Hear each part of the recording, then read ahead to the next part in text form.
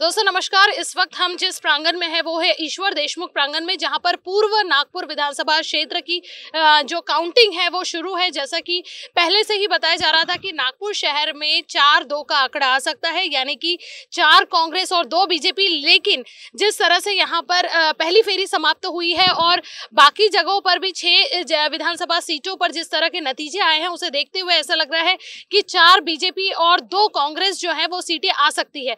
अभी अगर मैं पूर्व नागपुर विधानसभा की बात करूं तो 4102 वोटों से कृष्णा खोपड़े जो है वो आगे पे है, दूसरे नंबर पे है दुनेश्वर पेठे और तीसरे पर है आभा पांडे। अगर ओवरऑल बाकी जगहों की मैं बात करूं तो मध्य में बंटी शेड़के पहली फेरी में जहां आगे बताए जा रहे थे, तो अभी प्रवीण दटके जो है वो आगे चल रहे हैं। बंटी शेड़के 2000 लीड से जो है वो पीछे है। अगर मैं दक्षिण नागपुर की बात करूं तो दक्षिण नागपुर में पहली फेरी में गिरीश पांडो को जहां आगे बताया गया था, तो अभी दूसरी फेरी में मोहन मते आगे है और गिरीश पांडो जो है वो पीछे है। दक्षिण पश्चिम की बात करें तो वहां पर अभी भी हमारे महाराष्ट्र के डिप्टी सीएम देवेंद्र फडणवीस जो है वो काफी लीड से आगे है और बोला जा रहा है कि शायद उस लीड को टक्कर देना काफी मुश्किल होगा।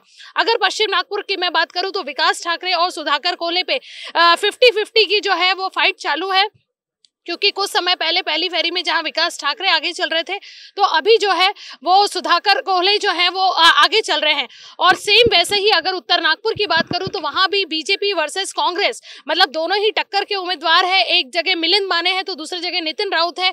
पहली फेरी में जहां नितिन राउत आगे बताए जा रहे थे, तो अभी दूसरी फेरी में मिलिंद माने जो है वो उनसे काफी आगे पहुंच गए हैं। देखने वाली दिलचस्प बात यह होगी कि जितने भी ओवरऑल हमने रिव्यूज लिए हैं, तो लाडली बहन योजना का लाभ जो है वो बीजेपी कैंडिडेट को फायदा मिलता हुआ दिखाई दे रहा है। फिलहाल आगे की अपडेट्स जानने के लिए आप लगे रहिए हमारे चैनल के साथ। कारा न्यूज को आप लाइक, शेयर और सब्सक्राइब करिए। साथ ही लाइव अपडेट्स जो है हम आपको लगातार देते रहेंगे।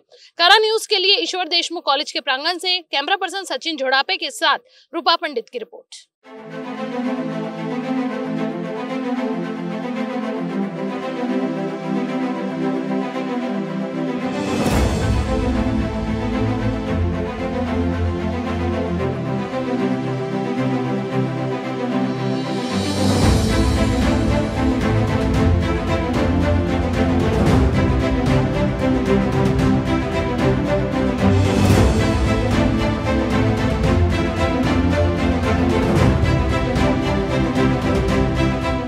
नागपुर विधानसभा इलेक्शन के रिजल्ट जो है वो कुछ ही समय में डिक्लेयर होने वाले हैं और अभी जो जिस जगह पे हम हैं वो हाँ पूर्व नागपुर की काउंटडाउन जो है वो शुरू है।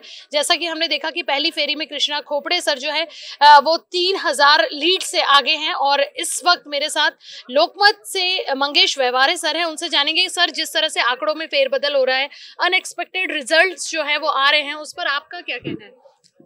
अनएक्सपेक्टेड नहीं आ रहे हैं, रिजल्ट तो वही आने वाले थे, क्योंकि वो लाडली बहन जो बीजेपी के लिए या महायुति के लिए बहुत ही कारगर साबित हुई है। और बीजेपी का संगठन है, एक बहुत अच्छा संगठन है। उनके बूथ प्रमुख, पन्ना प्रमुख, इस तरीके से उनका संगठन है। पार्टी कैंडिडेट के साथ में ये संगठन भी बहुत महत्व रखता है। और रिजल्ट जो आ रहे हैं, ये नागपुर या विदर्भ में जो रिजल्ट आ रहे हैं वो एक्सपेक्टेड रिजल्ट है, क्योंकि बीजेपी के बड़े बड़े लीडर्स यहाँ पे उतरे थे। उनका जो एजेंडा था, जो क्या बोलते हैं उसको, जाहिरनामा भी था, वो जाहिरनामे भी उन्होंने जो कुछ दिए थे, महा विकास आघाड़ी का जो जाहिरनामा था उसमें वो देने वाले थे और इसने दिए थे। तो मतदारों को इनका जाहिरनामा अच्छा लगा और उन्होंने जो रिजल्ट दिया है, मतलब आप लोगों से सेटिस्फाइड है कि जिस तरह से पहला राउंड, 2 राउंड, ओवरऑल पूरे नागपुर की हम बात करें तो जिस तरह से नागपुर के रिजल्ट्स आ रहे हैं वो एक्सपेक्टेड थे? हाँ, एक्सपेक्टेड थे। और इन्होंने उनका बीजेपी का संगठन यहाँ पे पूरे नागपुर के 6 विधानसभा में बीजेपी के कैंडिडेट खड़े हैं और इनका संगठन बहुत मजबूत है। और साथ में गडकरी है, फडणवीस है, ऐसी लीडरशिप अच्छी है।